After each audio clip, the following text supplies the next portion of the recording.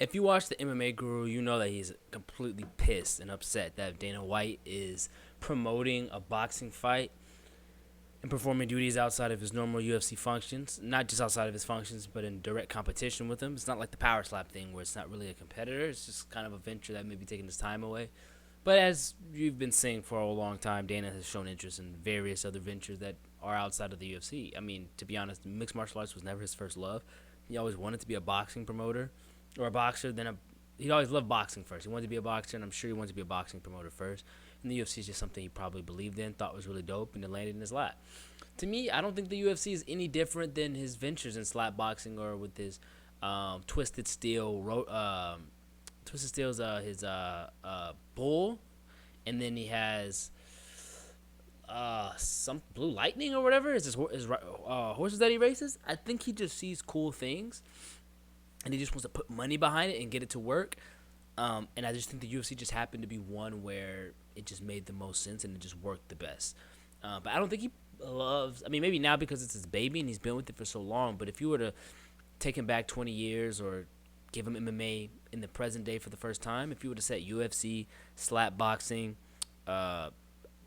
rodeo, and horse racing, equestrian, whatever it is, I think it's just horse racing, all in front of him, all four, and laid him out in front, I don't think he'd go, yeah, UFC is the one I enjoy the most. He might see the profit potential in it, especially if it was the modern day side of the example, but I'm not exactly sure if he would love that one the most. But if you'd add boxing into the mix, all signs indicate that that would be what he would go for if he had equal opportunity to partake in any of them, and the financial gain would be the same, both personally and professionally for the business or whatever. I only bring that up because I was on the UFC website today, and I noticed. I wonder if I could switch between this really quick. I haven't done this in the. No, I don't have it set up. I should have had it set up, but I don't feel like going and fixing it. Actually, yes, I do. I just gotta do this. I went to the UFC page and I saw this, and I'm not exactly sure how I feel about it. I don't care if Dana White does boxing. Like, I'm not into people's lives like that. Like, I don't really care. I think the UFC is big enough that it should be able to run extremely well without his input. I don't think this should be a problem, in theory. But I kind of see where they're coming from now.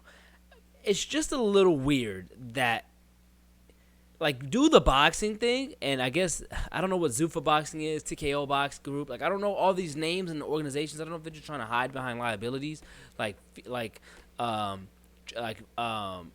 studio films and LLCs. But you know, I noticed when he made a post about it, he on Instagram, UFC was a collaborator on it, and so is this Zuffa Boxing. I'm like, why are you? You can promote boxing because you have a large personal brand. You want to be somebody after the UFC or outside the UFC. That's fine. I don't understand why you're using the UFC to promote boxing. That's kind of crazy, especially when boxing is objectively bigger than the UFC. I don't know why. I don't think this would ever happen. I don't think that. I mean, I guess technically you had Riyadh season pay for the Sphere, but which is kind of like like a different kind of move. But it's not the sport of boxing. It's not the WBO or WBC saying, hey, check out this UFC fight. I don't think they've ever promoted a single UFC event, but time after time we see UFC kind of letting boxing come in and steal a bit of their promo. Because believe it or not, there are a fair amount of fans that are MMA, UFC, really UFC fans, not boxing fans, even if they're aware of boxing. So I just thought this was a little strange. Not what I was going to talk about, but I just thought it was quite strange to see that. Yeah, I don't know, man.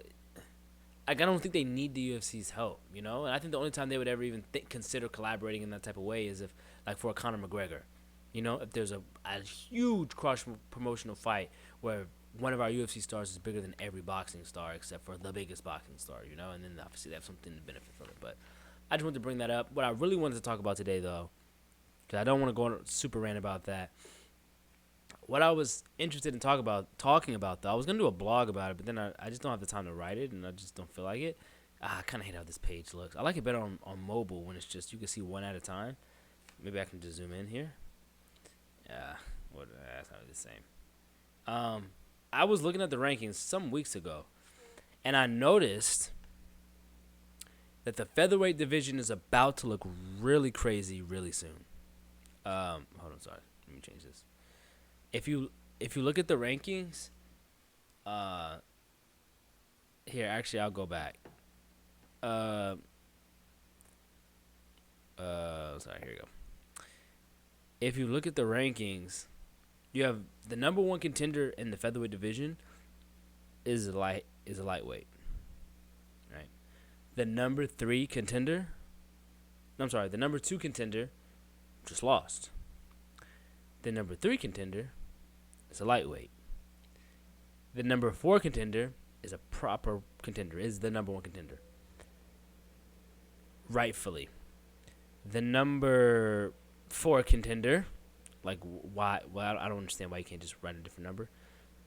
Got finished and is 1-3. He lost to Volk. Then he lost to him. 1-2 in his last 3. 2-2 in his last 4. And 2 fights ago, before the one he just won, he got finished by the champ, and then he got finished right after that. And then he beat a non-ranked guy. That's the number 4 tied contender, who's tied with a guy who's beaten a former champion and is undefeated. It's on a 8-fight UFC win streak. Okay. The number 6 contender is valid, which under these circumstances really makes him like the number 3 contender. But he lost already, number 1 contender, and he lost to the fake number 1 contender, Max Holloway, former number 1, not fake. Brian Ortega, if I'm not mistaken, I know Aljamain's been calling him out, but I saw there were rumors a few months ago that he's going to go up to lightweight, which would make sense. He doesn't really have much of a future at featherweight. So that still leaves us with only 3 contenders in our top 6. There's only 3 that exist, and there's only 1 that's any kind of valid. Then you have 8, 9, 10, 11, all that. All of them are still in division. But if these rankings were to update, like let's say by August, after Topuria fights and after Max Holloway fights again, you would be looking at the number 8, Lerone Murphy, being elevated to the number 4 just by default. We would have Diego Lopez, Movzar, Yair, Arnold, and then Lerone. So you go from 8 to 4. That's a big enough leap to where you might just immediately get a title shot if somebody gets hurt, like if Volk gets hurt, or if whoever's getting the next title shot gets hurt, or Volk just wants a quick turnaround, you might just get a title shot off of beating Josh Emmett, which has happened before, but that was, before. I believe that was before Josh Emmett. Nope, that was after he lost to Yair. He was number 5, I believe, but now he's number 10. I think he was number 10. Nope, I think he was number 9 when Lerone beat him. My point is, I think he was number 10. My point is, the featherweight division is about to artificially boost. I wonder if this is the first time that this many contenders are going to get artificially boosted just because of a mass migration in the rankings. I just thought that was interesting. And that automatically puts Aljamain back at number 5, which is title challenging contention. All that's based on timing. Usually doesn't go too much outside of that, like 6, 7. We saw with Strickland, we saw with Cheeto, but typically we don't see much. We don't see it outside of that. But Ilia Topuria was ranked number 5 when he challenged for the belt. The good thing is that we get Gene Silva and Yusuf Salal that get elevated to the top, but that kind of that puts them at what, 5, 6, 7, 8. Fair. That gives them enough time to get 1 or 2 more, kind of build their name up a little bit, but that also just shoots Onama and Ige and Calvin Kattar. So I believe that's probably why they haven't updated these rankings, is because if they just remove everybody and update it properly, the rankings aren't going to look good. You can't have a number 15 guy all of a sudden be the number 10 guy coming off a loss, who's like, 2-2 in his last 4, Josh Emmett. You can't have him just be number 6, right outside title. You just can't do that. Aljamain, probably it could be cool him being in the top 5 since he lost a very, very close decision to Movzar. So Movzar being 1 and him being 5 isn't bad. And it does kind of condense the division, and it makes it easier for us to get some matchups because featherweight we've been missing out on matchups. Like nobody, they keep matching up Movzar with non-champions when he deserves it. They keep bringing in Bellator fighters to fight higher than our own UFC former champions. Everybody's leaving the division, so it puts us in a weird spot where we don't really have any matchups. Like, I mean, Aljamain is the only one that seems to be talking. He wants Allen. He wants Ortega. If Ortega's staying. And I think he said Diego Lopez doesn't want to fight him. He's never called out Yair. I don't know why. Maybe they're good friends. But I think would be like a very winnable matchup for him, for Aljo. And it's a big name he could do. Like, I don't think Yair would ever take that fight because he's a super grappler. Like, I don't think Yair would ever fight Movsar. And it seems like Yair is floating around the title picture. So I don't think, even if Yair got knocked out in his next fight, I don't think he's fighting Aljo. I just don't think he's doing that. And then you have who's left. He says Diego doesn't want to fight him, so the top two guys don't want to fight him, and the two of the top three don't want to fight him, and one of them already beat him. So that kind of leaves Aljo with Ortega. Oh, I think he called out Allen, Ortega, and Murphy, the three people directly above him, I believe. Unfortunately, those are all really tough matchups, and they don't really get you much closer anywhere. And you lost a very close fight with the true number one contender, and it sucks. Now you're gonna fight 7, 8, or 9, and they're all. Or I'm sorry, 6, 7, or 8, and they're all really, really tough matchups. And they still put you probably 2 fights away from a title, which is partly your fault because if he doesn't finish. But I mean, he could definitely beat Lerone. His grappling is better than anybody Lerone's faced. He could beat all of them. He could beat Allen, Ortega, but I could also see him losing close fights to both of them. I think if he loses to Allen, like, retire, or just think about some type of money fights or something. Just because at that, if your goal is really just to win the belt, if you lose to Allen, somebody who stylistically you have advantages over, and he's not on his way to a championship fight, I think you're probably done. And then if you lose, Lerone is on his way up, so you could still kind of linger around. But if you're really Aljo, like the Aljo that we know, and now you're like, this, in the words of Sean O'Malley, the 70% better Aljo, because you went up in weight and now you look more like you looked like in the gym. If you can just improve your cardio than what it was in the Movsar fight, of course you're grappling with Movsar, so obviously that's going to sap your cardio more than grappling with anybody else. But if you can just kind of improve that cardio, maybe don't promote your drink for like 3 months so you're not drinking any alcohol. Just really cleanse that body, look sharp, look in shape, lean. Then I think you should ragdoll somebody like Murphy, to be honest. And Allen, to be honest. I mean, Movsar couldn't do it, but you out-grapple Movsar, and your grappling was more creative. And you present more tricky problems on the feet than Movsar for Allen. Movsar is probably more dangerous. He's more technical. He's more of a straight striker. Aljo is like the funky style, but it should be harder to get to you and harder for Allen to engage, especially without the fear of getting taken down. Beyond that, Ortega's just going to be a hard fight. Yeah, even if you take him down, that's just going to be a scrap for sure. And if you try to strike with him, he's going to hurt you. That's my least favorite matchup I want to see. I know people are pulling for that, but I think it's going to be similar to the Movsar fight, in which Aljo's going to want to get into grappling exchanges because, T-City will fight and he will hit you, and Aljo won't really like bite down on his gum shield and fight you. And then I just think it's gonna be a lot of grappling, and that's fine, but I just don't think that does anything for Aljo at this point in his career. He just hasn't shown to be much of a submission threat in his last 7 fights. So I wouldn't want to fight like somebody who's really good at jiu-jitsu.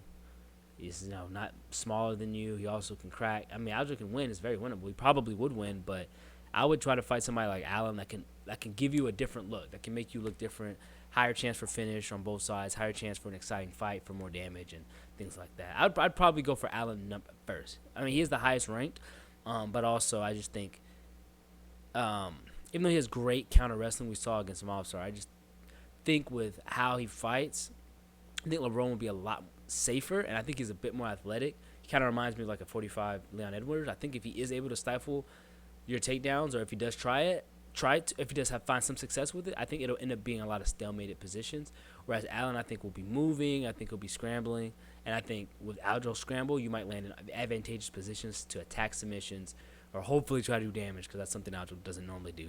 He's position over damage. He won't throw any punches like Merab. I think because he's more so like, once you get down, I don't want you to get up. Merab's not really worried about that. So that's it. I just wanted to talk about that. I thought it was crazy. I got to get to practice. I didn't realize it was so late already. I'm going to be late. But 45 is looking crazy. Let me know what matchups you guys think are next. I know everybody's saying Volk and Yair. I'm just making my own head canon, and I'm just saying Diego Lopez is fighting Yair Rodriguez. I refuse to believe Yair's fighting Volk. I don't want to hear that. I don't want nothing to do with that. I ain't even trying to hear none of that. But really, it should be Movsar. Movsar should be fighting Volk. Like, there's no question. So it's Volk and Movsar. No, but we know it's not. We know he's fighting Pico. It's dumb. Why not give Pico to Aljamain? Doesn't that make more sense? They're both American wrestlers. Aljo's ranked high as a former champion. Why? Wouldn't that make more sense? But anyway, I don't know why they're not giving Aljo fights. I think that he bored the promotion. And I think they're probably just as stuck as I am looking at the rankings. But anyway, that's all. Let me know what you guys think. Let me know what you guys think the next matchups are. Shout out to Merab for submitting Sean O'Malley, man. I knew it was going to happen. And yeah, I'll catch y'all on the next one. Oh, wait, hold on. Maybe I should have said that in the screen. I didn't set this up beforehand. I think that might have just been all screen you were seeing.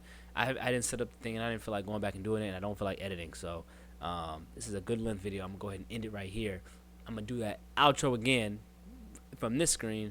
Let me know what matchups y'all think are coming up in featherweight.